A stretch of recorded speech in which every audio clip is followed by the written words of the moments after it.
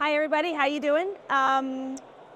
First of all, I just want to start with some knowledge, a little bit of knowledge. Did you know that? Did you know that the Autism Education Trust says that 1 in 100 people in the UK are autistic? That girls are more likely to be misdiagnosed with anxiety, not with autism? Did you know that 30% of people who have autism also have epilepsy? And are your teachers thinking about that when they put up film clips for history or for English or for science or whatever it is? Do you know that about 4.5% of the population have color blindness? Well, it's not a lot of fun for kids if your marking policies are red and green. They can't really see that. Most of those are, once again, male. Do you also know that the British Dyslexia Association says that about 10% of the population is dyslexic and that 4% of that is severe. Also, the ADHD/UK charity says as well that 3 to 4% of people have ADHD in this country. 1.4 million children also have speech and language needs. And that equates to about 10% or 2 to 3 children in every classroom. Yeah? So, who am I and why am I talking about this? I'm Laura Tarantini-Amor. I'm an SEND and EAL consultant. I work with the Harris Federation. We work with 53 schools that go from nurseries to sixth forms, and we have a lot of neurodiverse pupils, as do all of us. And the reason I'm talking about SEND in the classroom is because SEND is there. It's there in our staff. It's there in our pupils. It's there in our senior leadership teams. It's there, and it needs to be talked about. Okay? Statistically, at least 15 to 17% of all the kids that are in your schools are going to have some sort of needs. Therefore, we have to discuss that kind of context when we're talking about using technology or anything else. If you're talking about somewhere between 5 and 7 children of every 30 kids in your classroom are going to have some sort of need, and you have that technology at your fingertips, you're going to want to be using that to make things more accessible for those students. Okay, so this is also an international issue. There's a lot of neurodiversity across European countries, across the United States as well. The United States has a higher level of diagnosis, but it's still there, essentially. So you are talking about needing to use technology to be more inclusive. Why do we now have this as a part of our conversation? In 2015, the Code of Practice for SEND changed. And it changed because it recognized the amount of need that was going on. It changed to say to teachers, you just have to assume that this is normal. It's no longer the case where you have the kids without SEND and the kids with, and that they go someplace else. Something is happening in our mainstream classrooms at the moment that has kind of gotten away from that a little bit. That has made kids feel like if you're special and you're different, you go there. Why is it that in our mainstream classrooms, sometimes the door leads out, not in? So that's part of what we're going to be talking about today. The SEND Code of Practice talks about the big four. The big four are autism, it's ADHD, it's specific learning difficulties, part of which is dyslexia, but there's also dyspraxia and dyscalculia as well. It's talking about speech and language needs. It's talking about, when you talk about ADHD, you have attention deficit with hyperactivity and without. With hyperactivity, is something that people sort of recognize more, but you'll have children that have attention deficit without the hyperactivity. Okay? The number of students in schools in England has increased. So there's been an increase in about 73,000 pupils or so, and from the previous year. So we have about 9.1 million children in schools at the moment. More than 1.5 million children in England's pupils are thought to have SEND and have been diagnosed as such. The latest DFE figures show that about 500,000 kids have been given an education healthcare plan this year. Okay, that's the highest on record. The government is also saying that high needs funding, so those that have complex learning needs, is rising. High needs funding is now rising to £10.5 billion, as an increase of more than 60% since 2019 and 2020. One of the other things that's happening in terms of a context is that about almost 14,000 families are registered in appeal because their kids are getting turned down. Their kids are getting turned down for EHCPs, so they're going to SEN tribunals. And actually 98% of the refusals are being made into EHCPs again. So you have this huge context, this huge national picture, okay? It's an astounding and colossal waste of time for people who just want their kids to be educated. So we have to think about, does it have to be this way? What can we be doing in our classrooms to make sure that children don't have to get to the point where either we're looking at fixed term exclusions, public exclusions, or having to go for EHCPs? Let's float the idea that actually what we're diagnosing is way too high. Let's look at the idea that we've had an increase of diagnoses since COVID, yes, but that was an increase that was happening before COVID. And there's also been a lag in NHS assessment times. So that's part of what this bubble is about. And actually the kids that are being diagnosed or getting that recognized are about a half to a third of what's actually in your classroom. So lots of other kids don't get diagnosed, they're just there, okay? SEND is supposed to be a category of support for kids who need additional to and different from. But that means that they've had high quality teaching first in the classroom. Okay? And that has not worked for them, and now they need something different too, and additional to. Okay? Quality first teaching. What is quality first teaching? Quality first teaching means that a teacher has implemented a type of presentation of the information and task design that students have been able to access right off the bat. They've been able to have appropriate support in place, and there's not really a difficulty. Now that appropriate support might be like, the print is so small that I can't read it, or it's in a print type that I can't see because I'm dyslexic. I don't understand why the teachers are talking so fast, or they're talking when they're facing the board, or they're using words that I don't quite understand. Maybe I have really poor pen grip, and I can't write fast enough to keep up with what's been going on. And the teacher's giving me detentions because they think that I'm not trying. You have those sorts of things which are very small, and which can actually mushroom into huge problems. We talk a lot about anxiety in schools at the moment. Well, when you can't, on a daily basis, access what's going on in the class, because all you need is a small change, that can become a huge problem that suddenly feels like it needs a medical grade problem. So can we change it? We can. Classrooms still have the power to change that narrative for those children. The use of technology is a part of a greater, more flexible toolkit that teachers can use and teachers can select from, but depending on the child, right?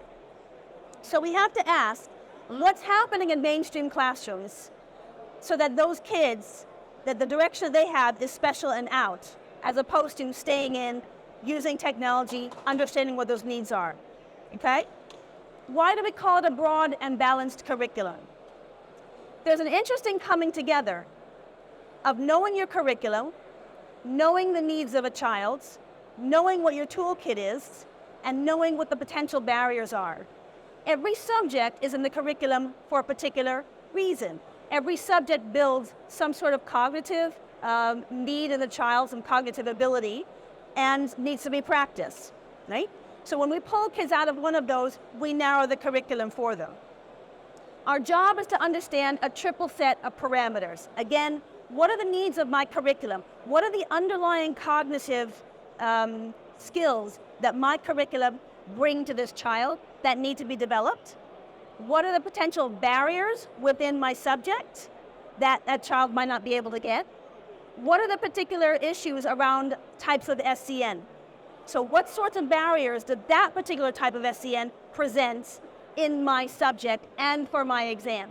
Because essentially all these kids are eventually going to be taking our exams as secondary school teachers, as sixth form teachers, or SATs if they're primary school teachers. Okay. So essentially, we need a pedagogical toolkit. Technology has to be part of our pedagogical toolkit. But unless we understand the needs of our kids, we don't know how to use technology to the best of our ability, okay? How do we remediate these barriers before that becomes so big an issue that that child has to leave your classroom or has to have medical grade input or therapeutic input or whatever it is? Okay. People have different strengths. People have also always had different strengths. There are people out there who are listening to me right now who do really well with visual information, hence the graphics. They don't necessarily do well picking information up out of text. They don't necessarily do well just listening to information. There are other people who, like myself, don't do very well with numbers, much more letter-oriented. Other people who are much more number-oriented, not letter-oriented at all. We all have different brains, right? That needs to not be seen as a problem in the classroom. So some people can also see the whole picture, and some people can see tiny bits of the picture but have trouble putting the whole picture together. Those are different types of brains, right? That's not a problem. You know, we get it. We spoke about different parameters. So I speak about it in a different way. If your child came to school and the school said, we've got a uniform, we've got one uniform. Your child's too bit chunky over there, yours is too tall, yours is a bit too skinny, yours is too short, uniform doesn't fit your child, sorry. That's not what we do. We come up with different uniforms because people are different. So, how does technology help? Tech can make interacting with your students easier to tailor to different learning styles. So to use tech to help different SEN in the classroom, you need to understand something about the 4 high incidence SENs. We now call it neurodiversity, which is fantastic because it's got an name, it's got a recognizable label. That's wonderful. But it's more than just tech being fun and interesting and entertaining to teenagers, as it were, and to some teachers. Okay. So can tech become its own barrier? Yes. Tech can become its own barrier if it's not understood how it is that it can be used. Okay. We have discussed that between 15 to 17% of the kids in your classroom, about 5 to 7 kids out of 30 are going to have different needs. Chances are you're going to have 1 autistic diagnosed child. You're going to have 2 dyslexics. You're going to have 1 kid with ADHD, and you're going to have 1 kid with speech and language issues in your class, minimum. Some classes have a lot more than that. So how are you going to teach effectively with all those seemingly different needs? And what role can ed tech play? First of all, do you love your students' learning? Are you willing to have a dialogue with that kid to find out what works? SEND is not a fix, it's a dialogue. It's I'm going to try this today, that doesn't quite work for you, okay, we'll try something else. It's a conversation with that child. Are you curious about their experience in the classroom? We have to be curious about the experience that children have in the classroom to figure out how we're going to use this stuff to help them. You know, is education that you do something that you do with them or to them?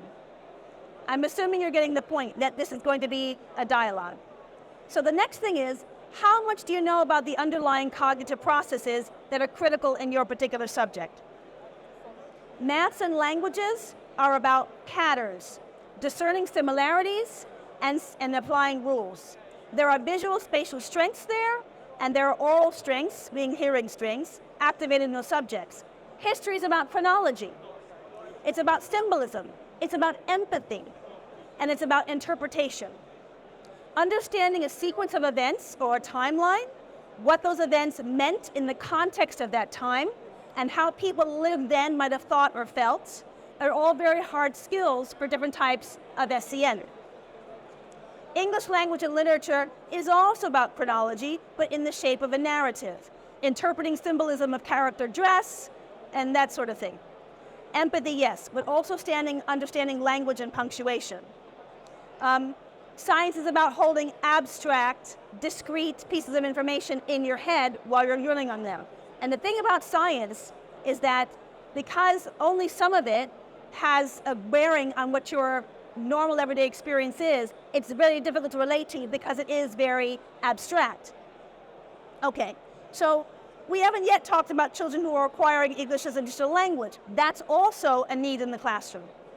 Most languages are very regular. English is made up of about 5 different languages. And also you have different dialects of English depending on what, for instance, around the UK Isles, what Celtic tribes were. You don't have a very regular language at all. English has a very low sound to symbol ratio. Some estimates that as low as 20% of words can be sounded out in English. The rest just have to be learned. Really difficult for EAL kids. Okay? So in terms of the cognitive underlying processes, let's take an extreme subject. Let's take a child who has global developmental delay. They have absolutely no idea about sequence. They don't really do chronology.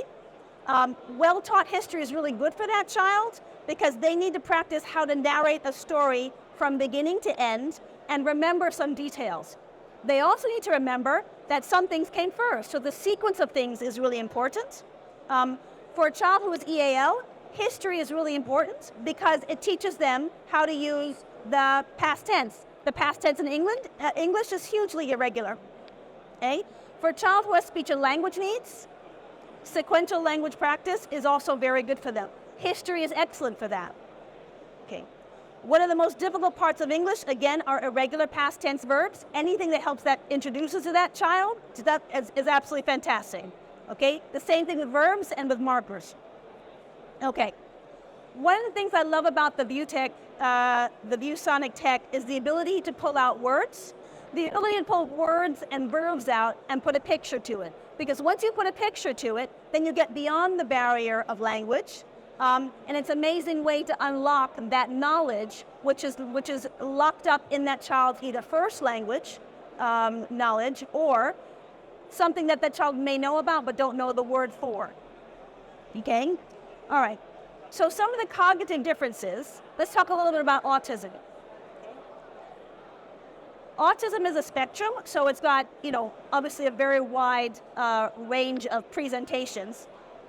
But for some autistic kids, one of the things that holds them back is the idea of interpretation and inference. And again, if you're talking about English literature or talking about history or talking about geography, and being able to say, well, this character felt this, or, the weather is becoming darker, what do you think is going to happen? They're not going to be able to do any of that. So they really need you to be able to put things up on the board like bad weather or raining equals a bad ending, and to give them a visual for that so they can start to learn that equation as they're reading the story.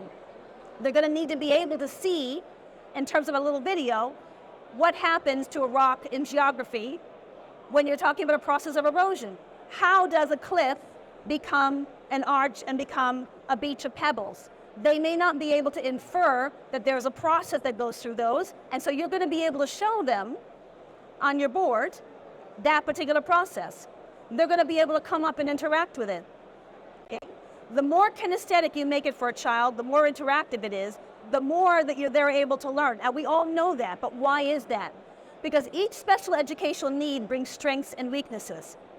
And for instance, if you have a weakness in terms of your ability to process print, you're probably going to have a better ability to process visuals that just don't have any print in them and to learn it that way.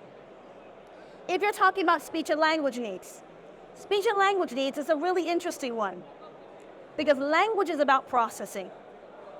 And when you're talking about processing, you're talking about kids being able to take the sound from this part of their brain, match it up with a visual, right? That sound goes with that letter, okay? And bring up some sort of memory or association with it. Language processing or phonological impairment is quite difficult because, again, we are expecting children to learn by, if they can't read it, then they can listen to us. But for some of these kids, actually listening to the information and having to process all that language does not work for them. They need a visual. They need to get beyond the barrier of more directional language.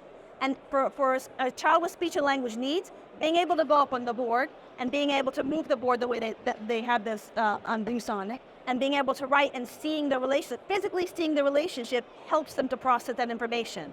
You can then give them chunks of language after that. In terms of children that have other needs such as dyslexia, again, you might be talking about purely a phonological processing issue, that it really literally is about, can I match that sound to that symbol? Can I recognize that word, right? One of the things that ViewSonic can do, as with a lot of software, is it can change the color background. Now, I've worked with a lot of dyslexic children who actually just had visual stress. I don't know if anybody here has heard of visual stress. Visual stress is when you literally just can't see black on white. That's all it is. But because the occipital lobe in the brain is such a big part of the brain, yes, executive function is big, but this is one of the bigger lobes of the brain. When that doesn't work, when you're looking at something and that doesn't work, that makes you feel like you have a whole cognitive issue, that you have a much more serious learning need, and you start to get anxious. It's not necessarily the case. When I have a student that I'm not quite sure what their deal is, the first thing I do is try to change the color. I give them a visual stress test. And I have had children who actually, in Key Stage 4, young adults, who once they have the color orange, once they have the color lavender, once they have one of the 10 visual stress colors that just takes away that stress of having to look at black on white, they're actually fine. And all of a sudden that anxiety lifts and that, oh my God, there's something wrong with me, is gone. And they can get on with that learning. It's miraculous. It's so simple, but it's miraculous. So being able to change that color for those kids in the classroom, and yes, the photocopying on the different pages, the different colors is a bit of a pain, but actually you can just change the color on the back of the board. And just to make sure that the kids that need green, that need pink, that need lavender, that need orange, all have access at some point in that lesson for when you have a key piece of information up there that they have to read. Better that you give it to them in a visual, but once you give them the visual, then you can give it to them on a colored background that they can actually read. And that works wonders. And then suddenly you have a child who's like, oh, there isn't very much wrong with me.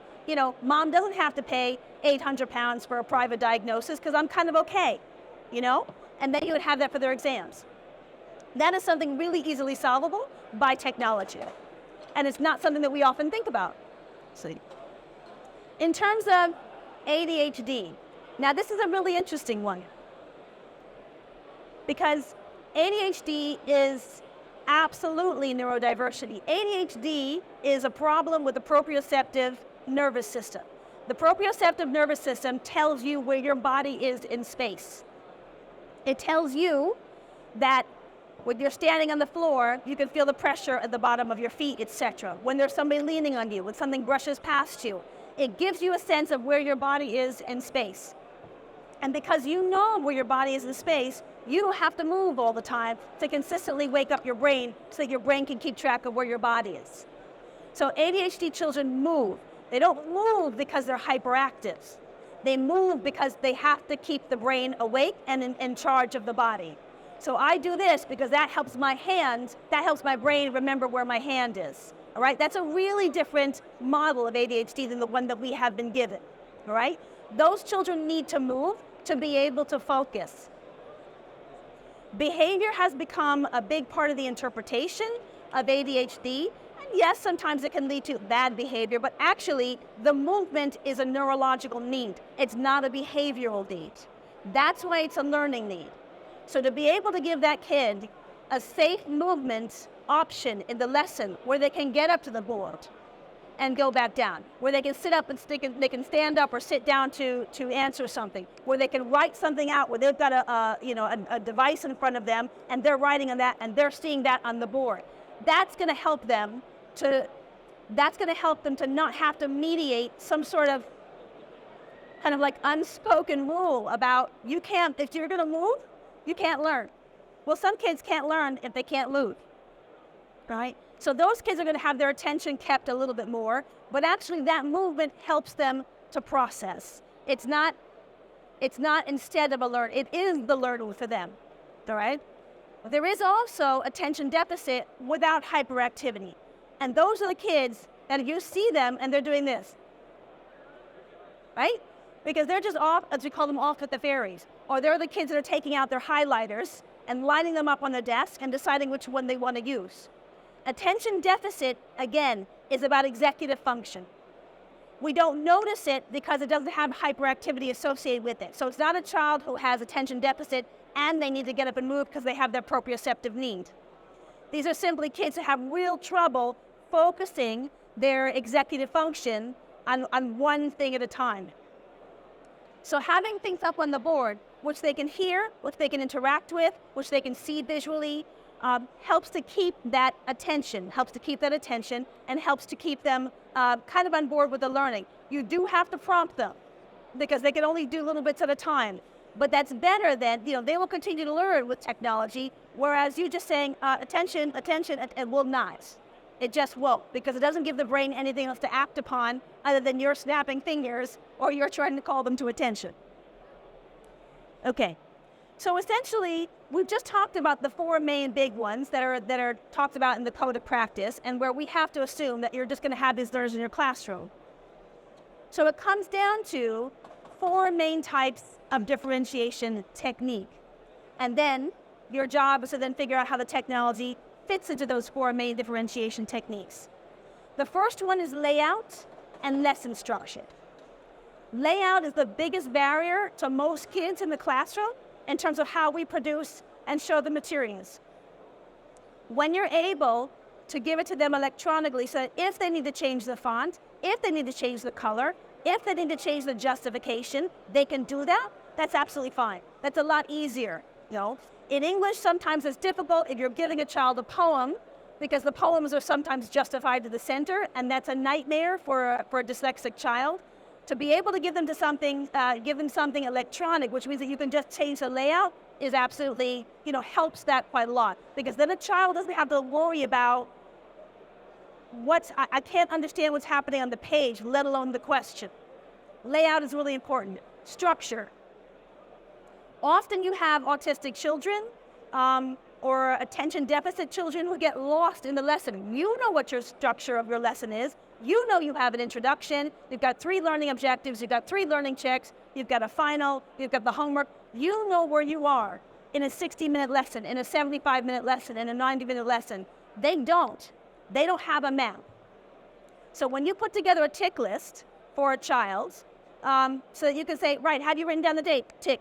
Have you put down the title? Yes. Have you underlined that? Okay. Have you done the do now? This is what I want you to do. You do the first ones. Then you let me know. And you're allowing the child to focus on one little bit at a time. I have had autistic kids in my classroom who will sit there for 20 minutes saying, was I supposed to write down the date? And you think to yourself, oh my God, they just missed the do now and the first objective, So that helps them to keep themselves into space and time in your lessons, because your lessons seem endless and they seem shapeless. Not to you, but to some of the children sitting in your classroom. Pace and independence. Pace and independence is an interesting one because many of us work with mixed ability classes. So we're trying to figure out how is it that the kids that need the support of something visual on the, either on their desks or on the board, how do we help them while everybody else who doesn't need that can continue to work? You have 2 different ways of doing it. Depending on the ability levels of your classes, like you have to figure out, do I have more medium and low ability learners in that class, or do I have more high ability learners in that class? If I have more high ability learners in that class, what you can do is actually, those kids can just be independent. And they can be independent because you could explain it to them from across the classroom, that's fine. They can grab that information, they can act on it. They can sit anywhere, you can give them just about anything to do. You can decide that they're the ones that have the handouts on the desk so that they can do something independent, while you, as a smaller group, teach the kids that still need you to mediate with them to the material. Those kids that have the working memory problems or are quite weak, that something can stay up on the board for them. And then you can talk with them. Most people do it the other way around, which is that the weaker kids have something on the desk and then the teacher teaches the rest of the classroom. I would say that that's probably not the way to do it, depending on how weak those children are. Those children need you.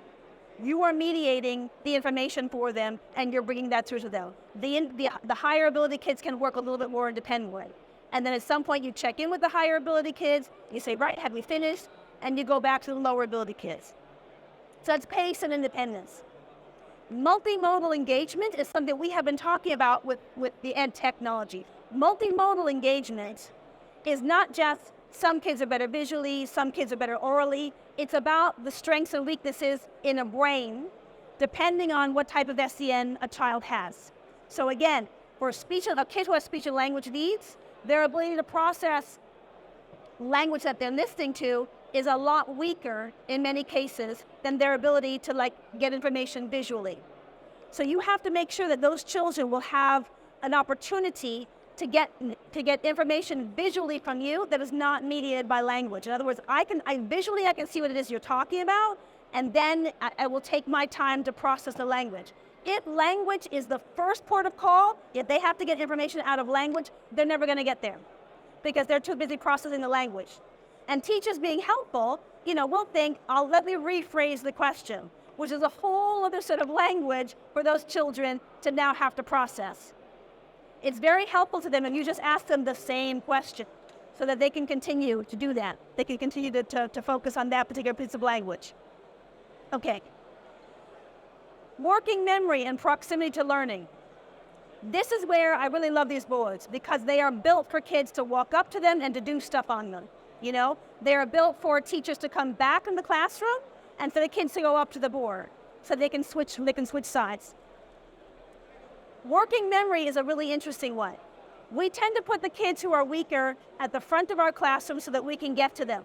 And sometimes we think of that as a behavior issue in terms of trying to, you know, if the kids are closer to you, then they'll behave a bit better. It's not about that. The closer they are to you, the shorter the distance between what you've said and them grabbing it out of the air and putting it down on paper or acting on it. So we have to shorten that distance because that child won't be able to hold that information in their working memory long enough to be able to act on it. The closer they are to you, the less time they have between grabbing the information and acting on it. And so when you have a child with special needs who's very far back from the classroom, the information that you're giving them has to travel through the air all the way to them, and chances are it's just never going to get there. So you want to move that child closer to the learning. You also mediate the learning.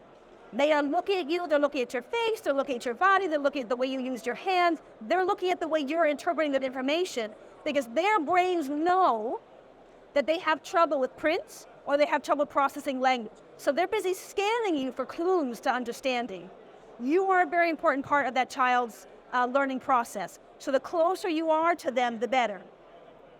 Often when I've had kids that have issues, what I do is sometimes I'll explain something from way back in the room, then I'll explain something a little closer, then I'll explain something right next to the child. And I'll try to notice what's the distance between where I've explained it and when that child actually gets to act on it. And I'll notice the distance at where I have to stand, where that learning has to be from that child to be able to get them to go, oh, got it, now I can act on it. Okay? Boards like this help to do that for that child because one, it gives them a way of interacting so that the understanding, they don't have to hold the information in their memory so long to be able to act upon it. And also, they're bringing other parts of their bodies into it. So the more kinesthetic something is, because the brain is not just the only source of processing in the body. You have muscular processing. We talk about memory, muscle memory, right? A lot of kids can write because they've learned how to make that letter A. But what if you have a child that every time they make a letter A, they make it a different way? And I work with kids like this. And you say, it's this way. And they go, oh, that like that? Good, no.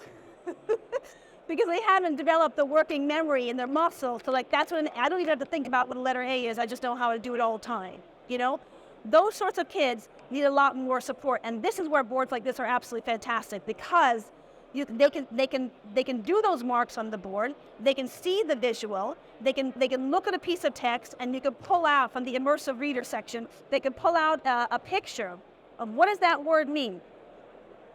As a teacher, we understand the shape of the whole poem, or the shape of the whole chapter, or the shape of the whole paragraph. So we can say to a kid, if you don't get that word, don't worry about it.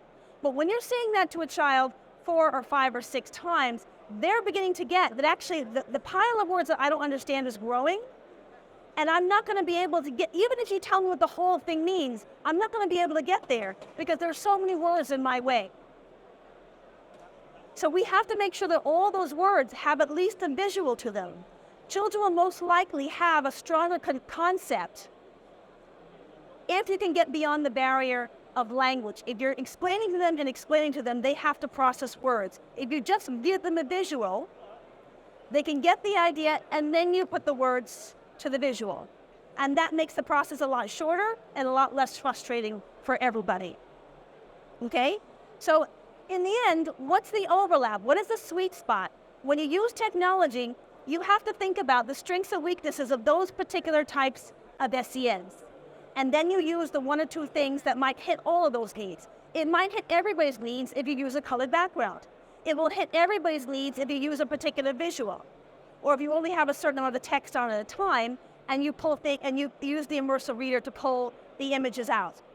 It'll help everybody's needs if you have certain children that can go up to the board and certain children that actually can just do things from something at their desk from a device at their desk and have that end up on the board,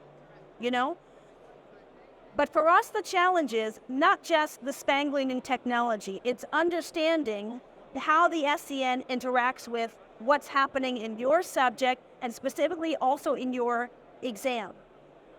I'm a language teacher. I have 4 exams to deal with. If I don't understand the requirements of each one of those exams, when I teach children that have different needs, I'm not actually going to be preparing them for those exams. I'm just maybe going to be teaching them Spanish. But at the end of the day, we are all exam givers. Our subjects end up in exams. So if we're not teaching in a way which takes into account, this is the information, this is how you're going to access it, and now this is how you're going to use it on an exam, we're doing our children a disservice. Okay? So that's pretty much the end of what it is that I have to say. I've said quite a lot.